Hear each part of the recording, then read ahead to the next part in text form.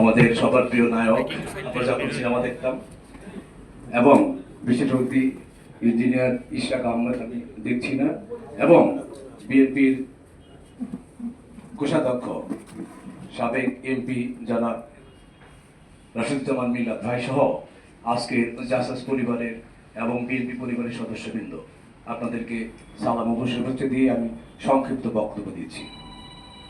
আমরা যারা বাংলাদেশি জাতীয়তাবাদের রাজনীতির সাথে সম্পৃক্ত, তাদের সবার বাংলাদেশি জাতীয়তাবাদ, তার উন্মেষ, তার বিকাশ, তার চর্চা এবং সেটা জনগণের কাছে যদি আমরা সঠিকভাবে পরিচয় করে দিতে পারি, তাহলে বাংলাদেশি জাতীয়তাবাদের রাজনীতির সার্থকতা। 5ই আগস্ট ফ্যাসিস্ট হাসিনা পরবর্তী রাজনীতি আর 5ই আগস্টের পূর্বের রাজনীতির মধ্যে বিশাল তফাৎ। আমরা যদি সেটা বুঝতে পারি এই বিএনপি পরিবারের সদস্য হিসেবে, তাহলে সেটাই হবে আমাদের জন্য রাজনীতির সঠিক কর্মী হিসেবে সঠিক কাজটি করা। আমরা বিএনপির রাজনীতি করতে গিয়ে সবাই জেল কেটেছেন, কষ্ট করেছেন, আর এখন আপনারা সবাই স্বাধীন আছেন।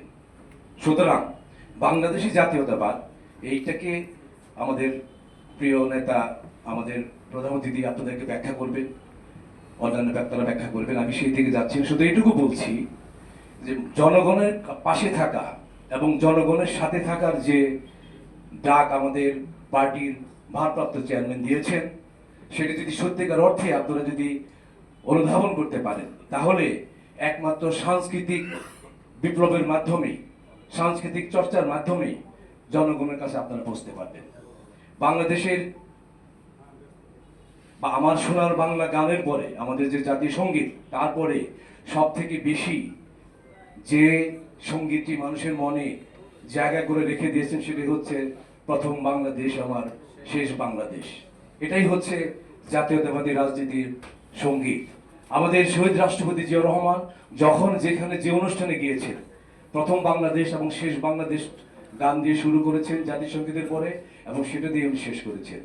এবং আজকের এই 5ই আগস্ট পরবর্তী এর মাঝখানে আমাদের যত আন্দোলন হয়েছে, সেই আন্দোলনে আমাদের ইথুন বাবু ভাই তার যে সঙ্গীত, যেটা আমাদের মধ্যে প্রচন্ড উন্মাদনা জুগিয়েছিল, সাহস জুগিয়েছিল, সবাইকে জাতীয়তাবাদের স্লোগানে আমাদেরকে অনুপ্রাণিত করেছিল, সেটা হচ্ছে আমাদের ইথুন বাবুর সঙ্গীত।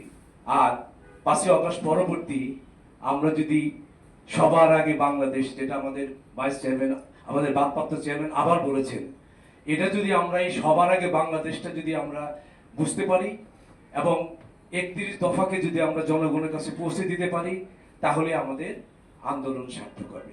সেই জন্য আমরা বলবো, আপনারা 31 দফা, রাষ্ট্র কাঠামোর 31 দফা এবং সবার আগে বাংলাদেশ নিয়ে আরো গান বানাবেন এবং মানুষের কাছে পৌঁছাবেন। আর শুধু শুধু সঙ্গীত কিন্তু না, জাসাসের কর্মকাণ্ডের মধ্যে আমাদের বাংলাদেশি এই যে বাংলাদেশি জাতীয়তাবাদ, এই বাংলাদেশি জাতীয়তাবাদের যত ধরনের সংকলন, চর্চা, গান, কবিতা, নাটক, অভিনয়, অর্থাৎ জনগণের কাছে তৃণমূলে পৌঁছে দেওয়ার জন্য যা কিছু আছে আপনারা সবাই করবেন, এবং আমাদের ইথুন বাবু ভাই করছেন, আরো যারা আছেন আপনারা সবাই করবেন, সেই আশা ভরসা রেখে আপনাদেরকে ধন্যবাদ দিচ্ছি আমাকে আজকে অনুষ্ঠানে বক্তব্য দেওয়ার জন্য।